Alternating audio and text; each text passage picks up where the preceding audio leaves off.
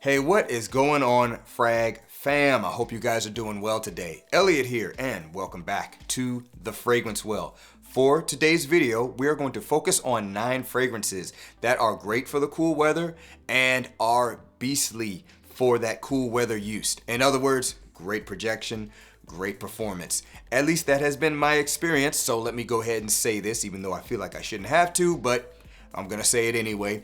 Your experience may differ. You may have some of these fragrances or have experiences with these fragrances and maybe don't get what you would consider beast mode performance or projection out of them, and that is okay.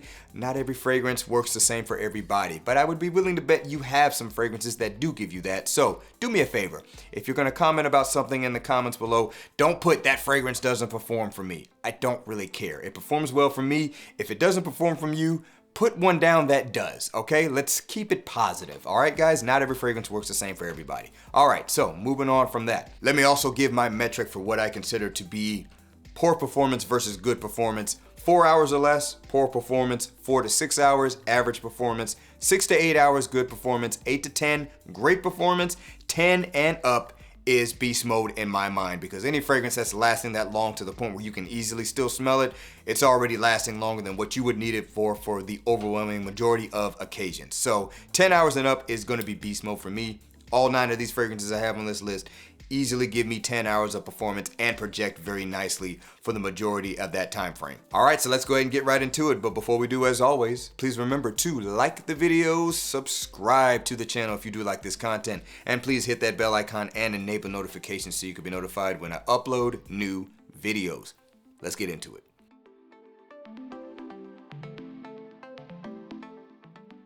All right, let's kick it off with one from Arabian Oud. This one here is going to be Madawi Gold Edition. Madawi Gold Edition. By the way, this is a flanker to the original Madawi. I believe that one will give you great performance and projection as well. So this one here is going to be red fruits, pineapple, ambery notes, tonka bean. I think there's a little bit of patchouli in this as well. And this fragrance is very, very rich and very, very syrupy in nature, which makes it a good cold weather scent because it's powerful enough to cut through that cold weather, even though those notes may sound like they're really good for warmer weather as well.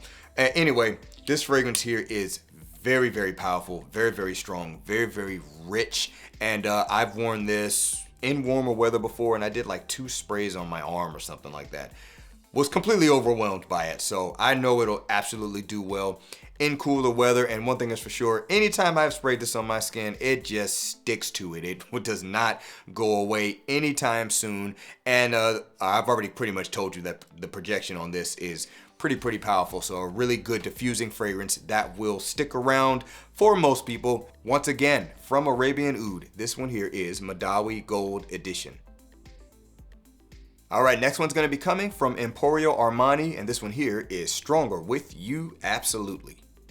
Emporio Armani, Stronger With You Absolutely. So, you know, the Stronger With You line is kind of known to be a good projection performance line overall, depending on what the fragrance is. In my opinion, this one is certainly no different.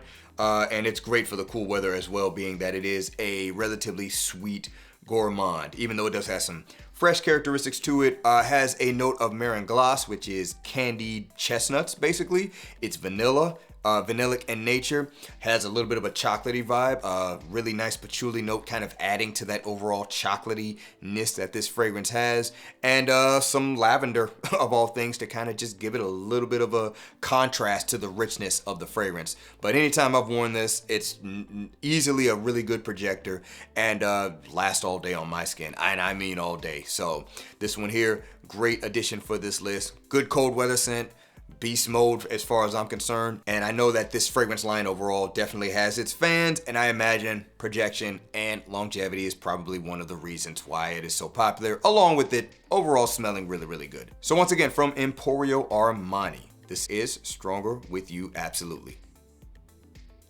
Okay, next one's gonna be coming from Frederic Malle, and this is Portrait of a Lady. So this one here is a rose fragrance that's very, very spicy and very, very earthy. Clove, a very dominant spicy note in this fragrance, a very rich and opulent kind of lemony / green rose and quite a bit of patchouli and sandalwood as well, creating a very earthy base to the scent. This stuff here is very, very powerful off of my skin. Pushes easily, pushes for a long time, and it just kind of sticks to my skin. It lasts all day long. And this one's kind of known as being one of those really good performing Frederic Malle fragrances. However, even though it is rose, and this one kind of goes outside of whether you like rose or not, it is definitely a rose fragrance you need to get your nose on, in my opinion. It's not going to be for everyone, but this stuff smells absolutely heavenly to me. Really good for that cooler weather with that heavy, spicy, woody profile. And again, projection, longevity, not a problem with this scent for most people. Once again, from Frederic Malle, this one here is Portrait of a Lady. All right, moving on. Got one from Rosendo Mateu. This one's gonna be number 5. Rosendo Mateu, number 5. And this is still one of the sexiest fragrances in my cabinet. Just a side note there, but it slaps. And it smells great in cool weather. This is a very soft and sensual, musky fragrance, kind of powdery, pillowy musk and vanilla with a little bit of saffron, creating a slight soft and supple leather accord, maybe a little bit more suede-like, and some white florals to round out the entire scent DNA. And it's interesting, you might smell this and might not, if you're not familiar with it, you might smell it and not think like this fragrance would necessarily give off beast mode vibes, but it does. It's quite powerful. You don't really need a lot of sprays for it to do what it does. Now, I will say it's probably not the biggest projector ever, but it does push off the skin pretty well, and it just sticks around on the skin all day long. If this gets in your clothes, it's going to be hard to get it out. There's something about this scent that just has that magical, alluring quality, but it also will last. I'll put it this way. It is the most popular fragrance from the house, as far as I know, for a reason. Once again, from Rosendo Mateu, this one here is number 5. All right, next one's gonna be coming from Ombre, and this one here is Interlude Man. Ombre, Interlude Man. Now, I mean, if you've been in the community for any significant amount of time, you've heard of the Blue Beast. That is Interlude Man from Ombre, kind of heralded as a very different, somewhat rough fragrance, maybe not funky, just, you know, it's not going to be everyone's cup of tea, but it is known to be a projector and a performer. That's certainly been the case with me with this fragrance. It's a very incense heavy fragrance. It's quite smoky, it's a little bit spicy, it's very resinous, it's woody, it has some leathery facets to it as well. It's definitely just not a scent DNA that's going to be for everyone. Has that infamous oregano accord in the opening, or note in the opening, that throws some people off. I've even seen someone say it makes them think of like a sauce you would put on a burger. I definitely don't get anything like that, but if that's their experience, then I can understand why they may not be a fan of Interlude Man, because that is kind of weird. But nevertheless, this fragrance here is a really good projector off of my skin.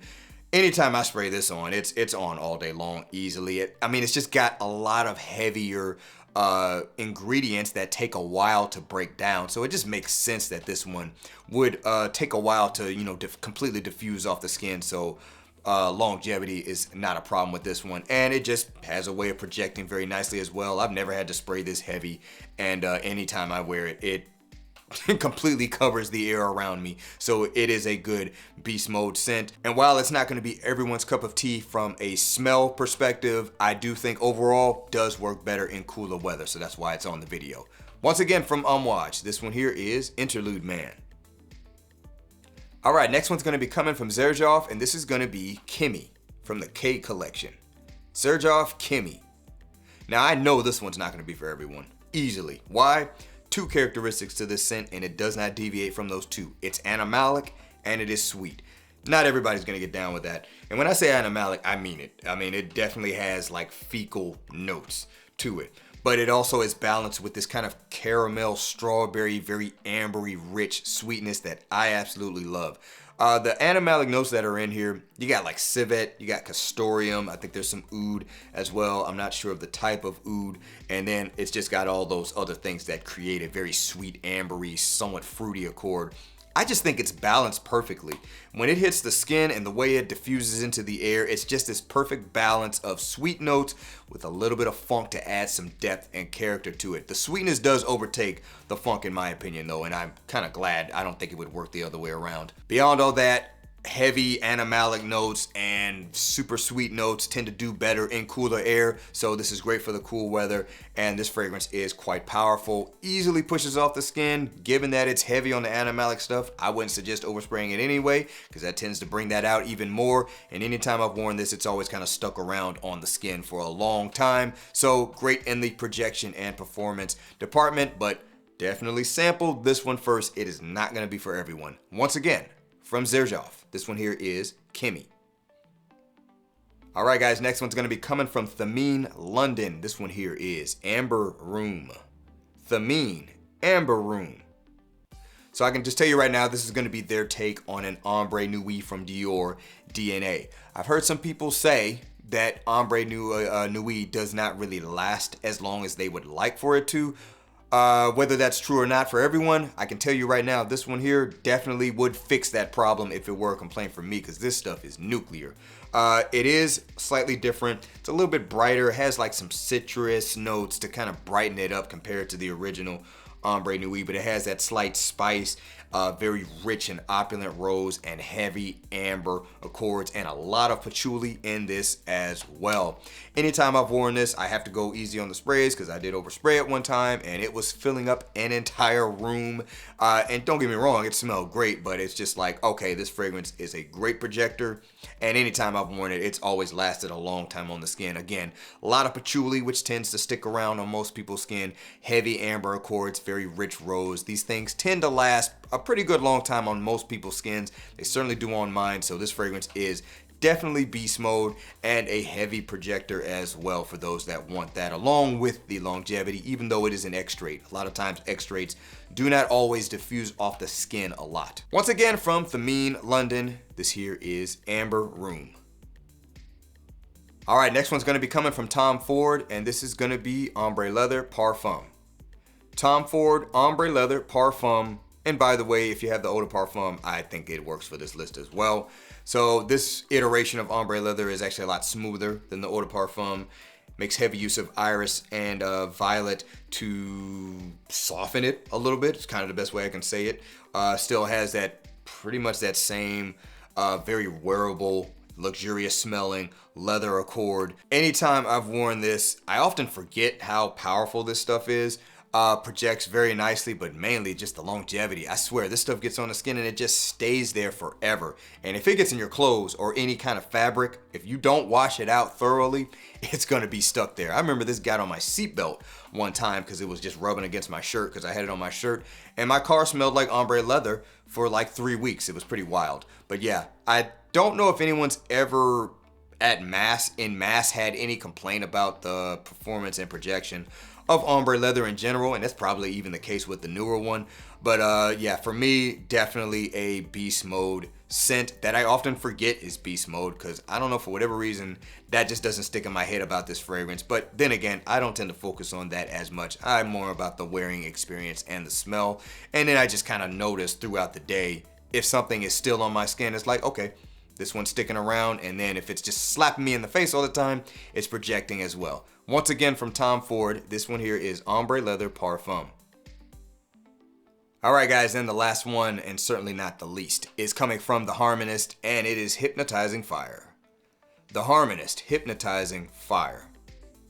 Now, this fragrance here is the perfect cold weather scent. Very fresh and peppery spiciness, but also a combination of a warmth with it.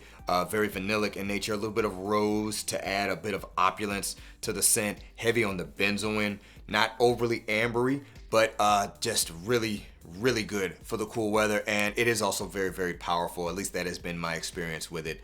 I go 5 sprays with this sometimes, and I mean, it just projects like crazy. If I'm in a small space, that is way too many. And anytime I've worn this, always been stuck to the skin for a very long time. It is their best seller for a reason. It is the most popular one in the community for a reason. It is perfect for this time of year and checks all the boxes for what we're talking about in this video. Stuff just smells amazing. If you haven't gotten your nose on this, it is available on discounters now, which is great. It did not used to be. I actually paid full retail for mine, but get a sample of it. Check this one out. I know a lot of people have questions about it. By the way, Parfum version, as far as I know, the EDP is actually discontinued, so if anyone is selling it, they're just trying to get rid of it, and that's why it's going to be cheaper.